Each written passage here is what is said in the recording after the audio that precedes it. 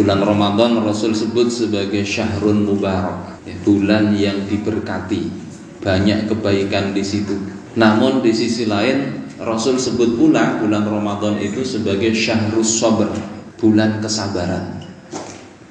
Ya, sebagaimana sabda beliau di dalam Sunan Ibnu Majah, saumu syahris sabr, puasa pada bulan kesabaran, yakni bulan Ramadan.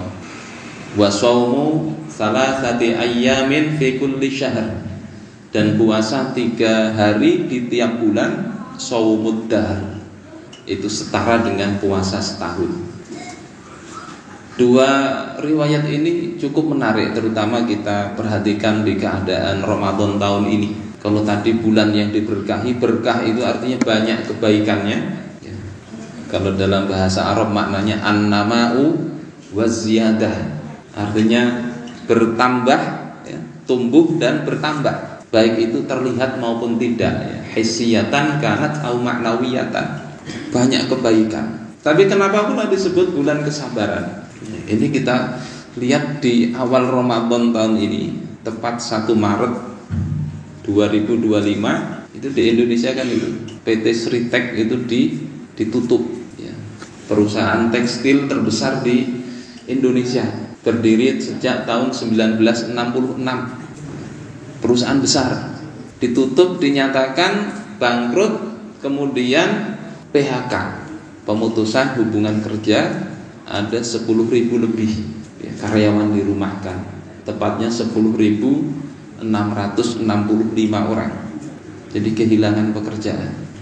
Tahun sebelumnya itu menurut Serikat Buruh, di samping PT Sritek ini kan banyak PT macam-macam itu, ya, mulai yang tekstil, sepatu dan sebagainya, itu sekitar 100.000 pekerja itu sudah dirumahkan. Sehingga kalau kita lihat puasa ini bulan kesabaran saat ini, awal puasa memang harus banyak-banyak bersabar. Pertama itu kondisi masyarakat banyak kesulitan. Yang kedua, bersabar pula ketika melihat kezaliman yang banyak terjadi. Orang beli Pertamax isinya Pertalite. Ya, itu korupsinya 193,7 triliun 1 tahun, itu merugikan negara, ya, duitnya duit beli Pertamax, tapi dibelikan Pertalite, kemudian sebagian diapain begitu jadi Pertamax dijual, dan itu katanya sudah berlangsung 5 tahun, sehingga kerugian negara itu hampir 1 kuadriliun atau sekitar hampir 1.000 triliun rupiah. Ini mega korupsi luar biasa. Yang sebelumnya itu direkturnya juga sudah sama itu, tapi kemudian dia katakan ini perintah jabatan, memang atasannya yang nyuruh. Jadi kita bisa lihat, ya, yang sebelumnya timah dan sebagainya itu berapa ratusan triliun, sementara rakyat, ya, dalam kondisi banyak kesulitan, kekurangan pekerjaan, hilang gawian. Sehingga sekali lagi ini relevan bahwasanya memang sabarnya itu harus berlipat-lipat. Sabar puasa melatih untuk tidak berkeluh kesah. Bapak ibu-ibu sekalian yang dimuliakan Allah Subhanahu wa taala, nah sabar ini apa sebetulnya? Menurut Fairuz Abadi dikatakan as-sabru habsun nafsi 'anil jazai was sakhat. Sabar itu adalah menahan jiwa, ya, hati itu. Jangan sampai ada rasa cemas, tidak rela, dan sakhat. Sakhat itu murka, marah. Jadi Allah kasih ketentuan, kita tidak terima. Nah itu tidak sabar. Walaupun hanya dalam hati, ngeluh, berkeluh kesah dalam hati. Habsun nafsi 'anil jaza' was sakhat. Yang kedua, habsul lisani, ya, menjaga lisan anis syakwa, dari protes. Nah sabar itu begitu, dari berkeluh kesah, nyampaikan kesulitannya, ngadu kepada orang-orang, ya. Maksudnya berkeluh kesah ini keluh kesah kepada manusia. Kalau keluh kesah kepada Allah tidak mengapa. Sebagaimana Nabi Allah Ayub alaihissalam, ya, sudah diberi sakit, beliau katakan apa? Rabbi inni massaniyaddur wa anta arhamur rahimin. Wahai Tuhanku, aku ini ditimpa penyakit, wahai Tuhan. Ngeluhnya kepada siapa? Kepada Allah Ta'ala. Kalau ngeluh kepada makhluk itu bisa jadi tidak dapat tidak dapat bantuan, tapi malah ditertawakan, diolok-olok, alah cuma begitu aja ngeluh, tapi mengeluh kepada Allah.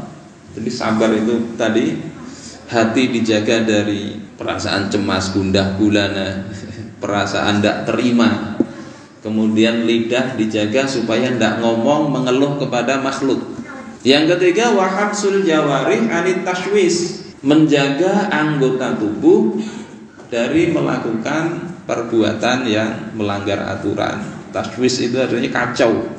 Jadi supaya mulai hati dijaga, ucapan dijaga, dan perbuatan dijaga supaya sesuai dengan ketentuan Allah Subhanahu wa taala.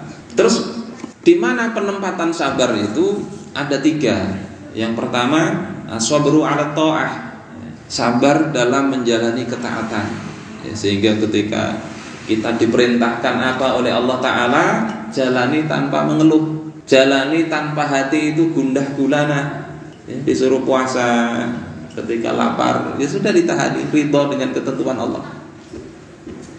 Disuruh sholat, maka jalani tanpa mengeluh. Yang pertama, dalam ketaatan. Termasuk disuruh apa? Yang berat itu kadang disuruh ketika berhadapan dengan kezaliman, itu disuruh mengatakan yang benar.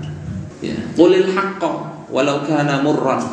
Katakan yang benar meskipun itu pahit. Sehingga di sini perlu kesabaran. Saat orang-orang tidak senang menyampaikan atau mengoreksi kezaliman sistem itu, maka menyampaikan kezaliman supaya rakyat itu sadar. Kita ini bermasalah itu bukan sekedar orangnya, tapi aturan itulah yang kemudian membuat bermasalah. Wa ma lam tahkum a'immatuhum bi kitabillah wa yatakhayyaru mimma anzalallah illa ja'alallahu ba'sahum bainahum. Berapa menit nih? 9 menit sudah. Selama, kata Rasulullah, selama para pemimpin itu tidak berhukum dengan apa yang Allah turunkan, dan mereka itu memilih-milih, dipilih aturan-aturan yang tidak senang dari hukum Allah itu ditolak, illa ja'alallahu ba'sahum bainahum, kecuali Allah akan jadikan keburukan, bencana itu akan senantiasa ada di tengah-tengah mereka. Jadi bencana itu tidak sekedar bencana alam, termasuk tadi PHK massal itu juga bencana. Kenapa itu bisa terjadi? Banyak kebijakan yang tidak pro kepada masyarakat dan tidak sesuai dengan ketentuan hukum Allah Ta'ala terkait ketenaga kerjaan. Sehingga kesabaran dalam hal ini perlu diwujudkan dengan menyampaikan di mana letak kesalahannya itu, bagaimana seharusnya. Ini perlu kesabaran, karena kalau menyampaikan bisa jadi dicela orang, ada yang tidak senang. Itu sabar jenis pertama, tidak ngeluh, badan mengerjakan sesuai ketentuan Allah dalam rangka ketaatan. Yang kedua itu sabar anil ma'asi, sabar ketika meninggalkan kemaksiatan. Kadang kemaksiatan itu menyenangkan, enak hawanya, disukai hawa nafsu. Maka untuk bisa kita tinggalkan perlu bersabar. Dan yang ketiga itu adalah sabar dalam menghadapi cobaan, bala dan musibah. Karena semuanya itu bagi kaum muslimin adalah kebaikan ketika kita bisa mensikapinya dengan baik. Sehingga bulan yang penuh barokah, bulan yang diberkahi, keberkahan itu tidak senantiasa pada sesuatu yang menyenangkan hawa nafsu.